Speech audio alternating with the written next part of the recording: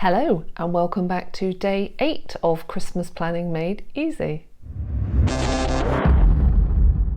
Hello, I'm Jane from Practically Perfect Mums, and in this series I'm trying to work out a step-by-step process to make planning Christmas a lot easier and less stressful than it normally is. If you've come in part way through, you might like to check out the other videos in the series, so I'll link to the playlist up there, and that might make more sense for you if you go back to the beginning and take a look at the whole series.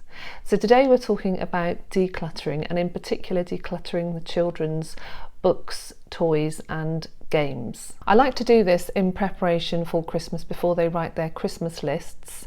I did do a big declutter at the beginning of the year, but we have 3 sons, so there's lots of stuff in the house. I feel like we've only really done the first layer, so I would like to continue to get rid of more things before other presents come in over the Christmas period. I'm trying to work on the rule that for everything that's about to come in, I'm getting rid of something in its place, so we're not just kind of filling up the house with more stuff. Whenever I declutter, I tend to start with the youngest child, so that any books, toys or games, clothes, etc. which come from the older children's bedrooms can then be passed on, and there is space in the younger children's bedrooms if anything needs to come in.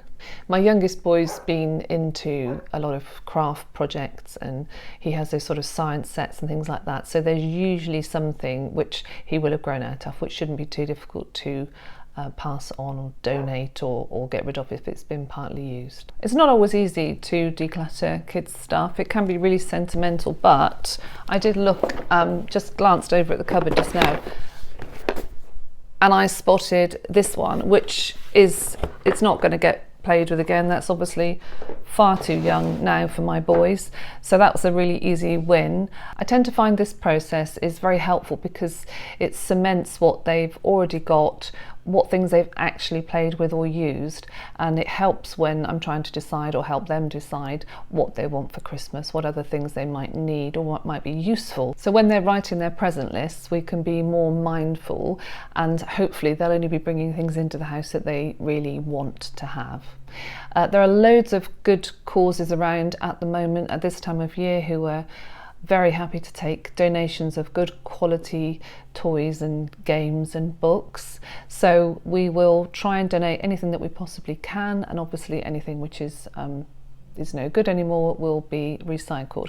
But the donations I will try and get into the car as soon as we've finished decluttering, and I will be using my faithful timer and doing this in 15-minute chunks, because I don't know about you, I will get the children to help obviously because they're older, but they do find it quite tedious doing this kind of thing, so I will have to probably stick to my 15-minute time limits. So if you'd like to join me on this very important mission, then grab your timer, set it for 15 minutes, and let's first of all try and see if we can find any rubbish in our children's rooms or in the playrooms, and then move on to trying to get rid of any easy toys.